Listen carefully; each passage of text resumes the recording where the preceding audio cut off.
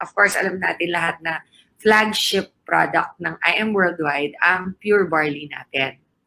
Our pure barley is 100% organic, GMO-free, and of course, it's made in Australia. Ibig sabihin ng made in Australia po is talagang nandun yung farm natin. As we entered kanina with our intro, nakita nyo kung saan ako nagpunta, kung saan hina-harvest yung ating barley in the actual barley fields in Australia. Exactly, our barley grass is, okay? It's called nature's potent alkalizer. Bakit? Barley grass is a nutritious food renowned for its alkalizing and antioxidant properties. It is made from young nutrient-dense shoots of barley, which are harvested above the ground and ensuring that none of the grain is present. Bakit wala yung grain? Because yung grain po, a lot of people are allergic to that. Okay? So ours, basically, is walang grain. Grass lang siya. Since the allergenic protein gluten is only present in the barley grain, barley grass is gluten-free. Kaya ang daming nagsasabi, paano naging gluten-free barley? Kasi po, hindi siya yung wheat na hindi siya yung wheat na grain, but wheat na grass, barley na grass. Hindi siya wheat. Okay? So therefore, hindi siya gluten. Wala siyang gluten. Barley grass is a rich source of chlorophyll, and with a wide range of vitamins, minerals, and amino acids. Ano naman na nagagawa ng chlorophyll sa katawan? Okay, chlorophyll, alam natin, we find it in plants, di ba? And ano yung ginagawa ng chlorophyll sa plants? Alam na natin yon. But what chlorophyll does for our body is, it's a natural deodorizer. Okay, that's one of the things that chlorophyll does. So in short, kahit di ka na mag-deodorant, walang mabaho, wala kang bad breath, okay? These are the natural things that chlorophyll does for you. Okay, the nutritional properties naman of barley. Barley grass contains every vitamin except vitamin D. Most minerals, especially calcium, and all essential and non-essential amino acids, all available in their natural and easily absorbable form. So imaginein mo ha, lahat na ng vitamins meron. By the way, since COVID, di ba? Zinc is one of the minerals that is available, that is in barley, and also vitamin C. So nagkakagulo ang buong mundo, naghahanap ng vitamin C with zinc. Ayan po, nandyan sa barley natin. It is readily available. The only extra vitamin you need to take actually is vitamin D. And guess where you can get vitamin D? Naturally, from the sun. So if you drink your barley every day and you spend 10 to 15 minutes under the sun every morning, you should have all the immunity you need against COVID. Okay, so 19 amino acids are found in barley grass, including all 8 of the essential amino acids. Amino acids are the building blocks of protein, which are essential for continual cell building and regeneration, as well as energy production, immune function, and detoxification. Barley grass is actually about 26% protein, which is approximately the same amount of protein found in the same quantity of lean beef. So alam naman natin, ang beef is not so good for you. Okay? Kasi when you eat steak, for example, alam nyo ba that it takes your body 7 to 10 days before you actually can, anong tawag doon? When you can actually, not absorb, but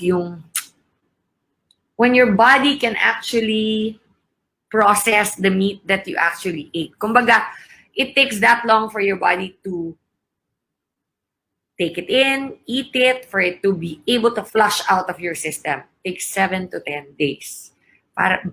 Bago ma-digest yung meat ng katawan mo. Ayun, ang word, digest. Okay?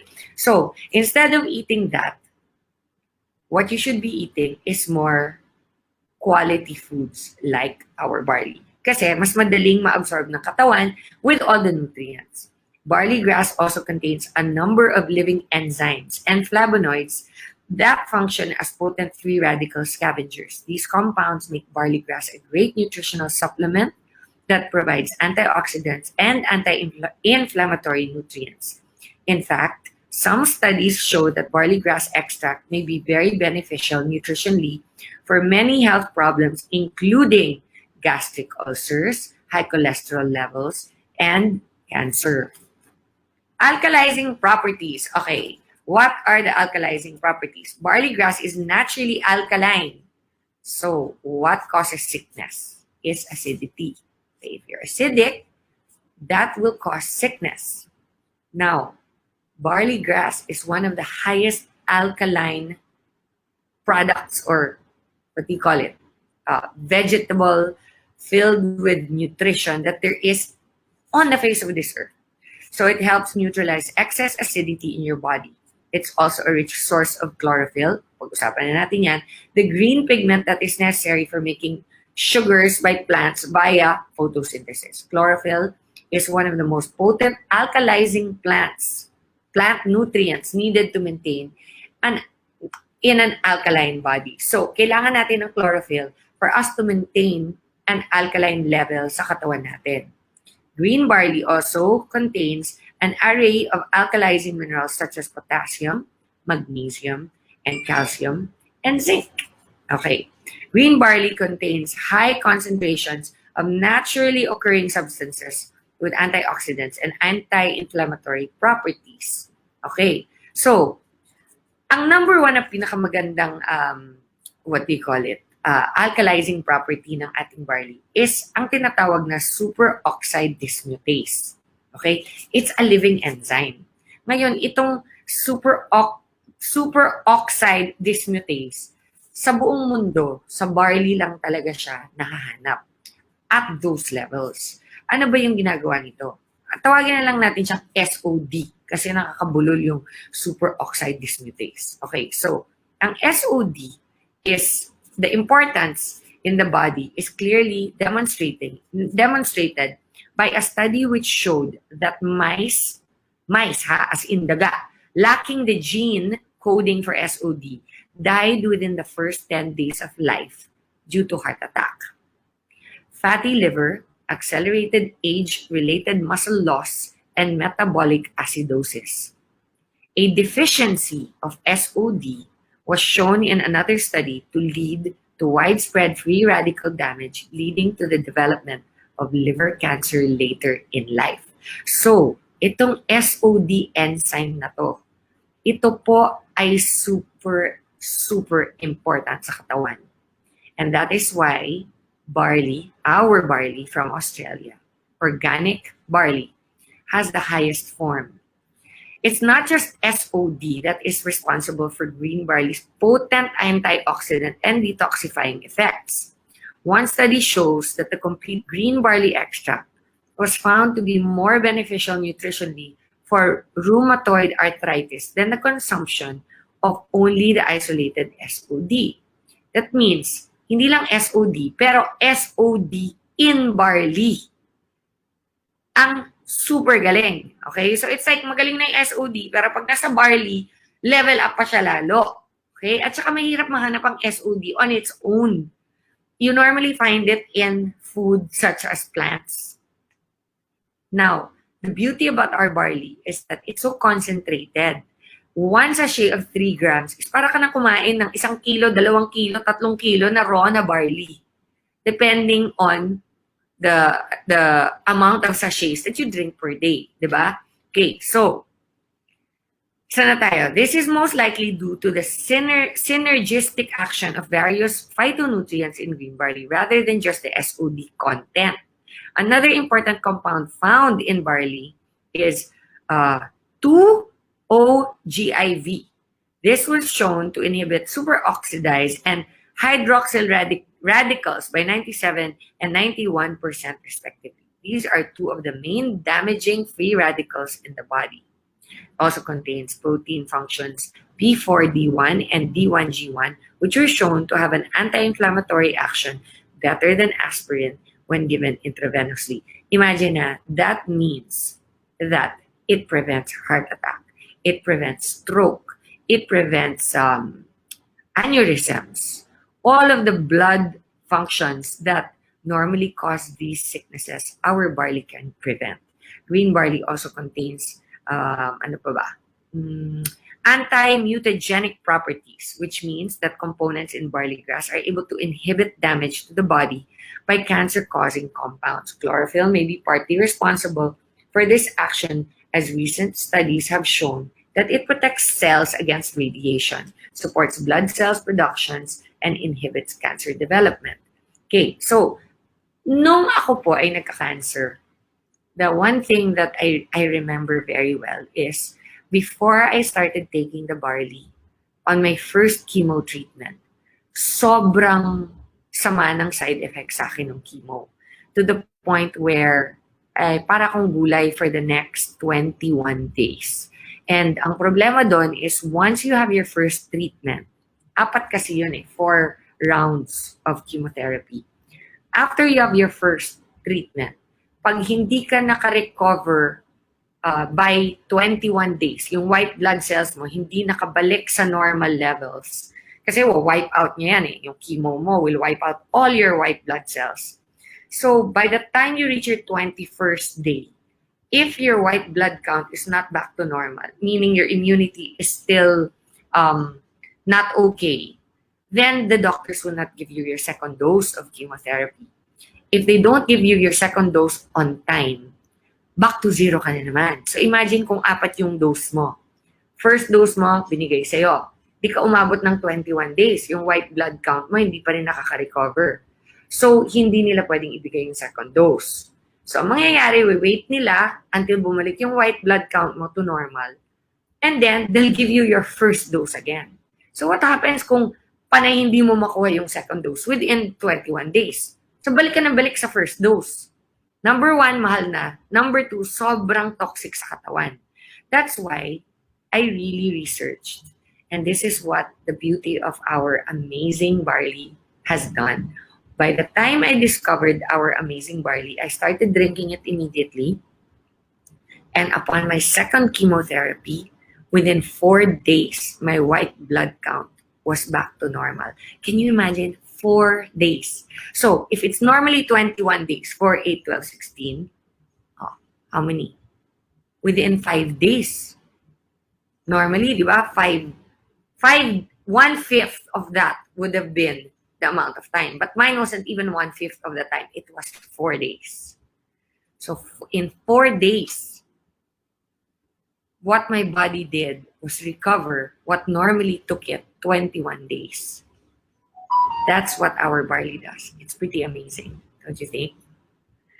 So, what can I suggest? All I can say is, now that I've told you about our barley, I think that you should be able to proudly tell everybody na I think that especially now during the time of COVID, it's important to take your barley. Not just once, not just twice, but 3 times a day.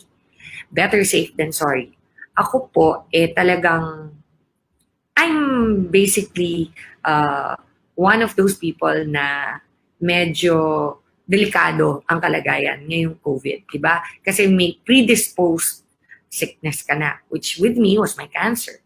But for some reason, the Lord has really prevented me from being sick. He's really prevented me from feeling not so well. And I have to admit, di naman ako nakakulong sa bahay all the time. Ako pa rin ang nagsusupermarket. Ako pa rin yung... I'm very careful, of course. Like everybody, wear your mask, wash your hands, wear gloves. Ako nga nag-gloves pa. Hindi gloves. Meron akong gloves, yung cloth gloves. Hindi naman kailangan, hindi naman kailangan na medical gloves. Basta naka-gloves ka lang. When you go home, just remove them and wash them right away. Palabhan mo kagad. And wash your hands regularly. Wear glasses if possible kasi may ibang studies nagsasabi pumapasok daw yung virus through the eyes, through the liquid in the eyes. So, wear your glasses, wear your mask, wear a shield if you really want to. Pero, for me, there's no reason why you cannot continue to live your normal life. Hindi naman kailangan magkulong sa bahay 24/7. Also, drink your barley and you know that you will be a step ahead. So, I don't know if you can all hear me because I really don't see the comments and I can't see how many people are watching. But Okay, I see some. Ayan, merong iba, pero hindi marami. But I would just like to tell you that I'm really proud to be the person that brought the original barley to the Philippines. Kaya siguro ako tinatawag na Barley Queen is because, yun nga, I was the person that was able to bring the product to this country first through the drugstores and then through our I Am Worldwide network marketing. And of course, I do not supply any other networking company except I Am Worldwide. I would like to clarify that because I know a lot of other companies still use my testimony to try to sell their barley. I only supply I Am Worldwide. Wala na pong ibang networking company. So kung bumibili po kayo under another company and they are trying to convince you that it's because of me that you will get well, do not buy from them. Only make sure that you buy from I Am Worldwide and make sure that whoever you're buying from has a distributor's ID. Okay?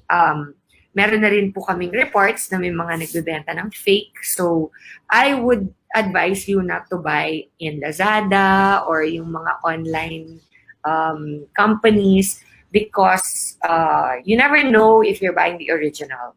Better that you buy directly from the company or directly from somebody who has a distributor's ID. That's the best way to go. Okay, so I just got a message na we have 1,100 viewers right now. I would like to welcome you all and say I am really, really happy na kahit di ko kayo nakikita or wala akong response from you guys na you are here and you are willing to learn about our product. And like I said earlier, knowledge is power. So please try to learn as much as you can about our products. Most of the things that you want to learn about our barley or our acai berry are online. So all you have to do is Google and you will find it. Okay? Ayan, there. May cautions. Meron tayong nakitang cautions. Ano yung cautions natin ngayon? Meron ba? Caution. Green barley is a natural food and is not linked to any significant adverse effects.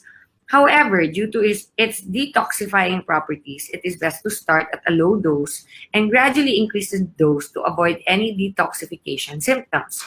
Common symptoms of detoxification include headache, fatigue, flatulence.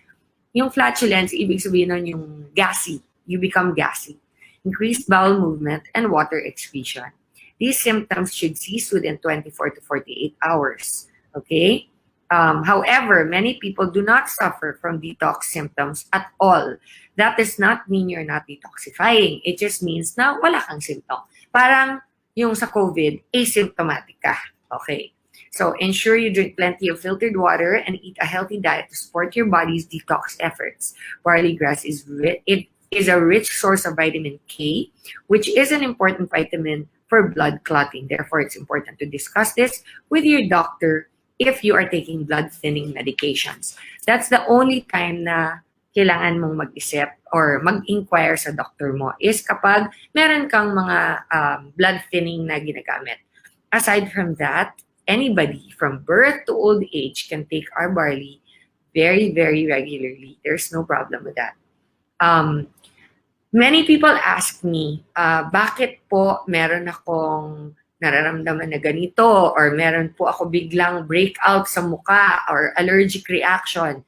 Relax, it is just a process of detoxification. I always tell people, better to have it come out than to keep it inside your body. Kasi pag nakakulog yan sa loob ng katawan ninyo, eventually, magiging sakit yan. And who knows, baka maging malala pa, like cancer.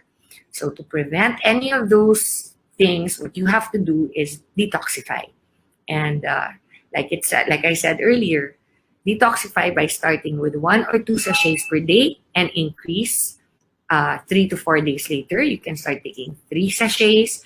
And kung meron po kayong nilalabanan na sakit like cancer or diabetes or high blood pressure, then you can drink as much as you want. In fact, walang maximum dose ang ating barley because it's 100% natural.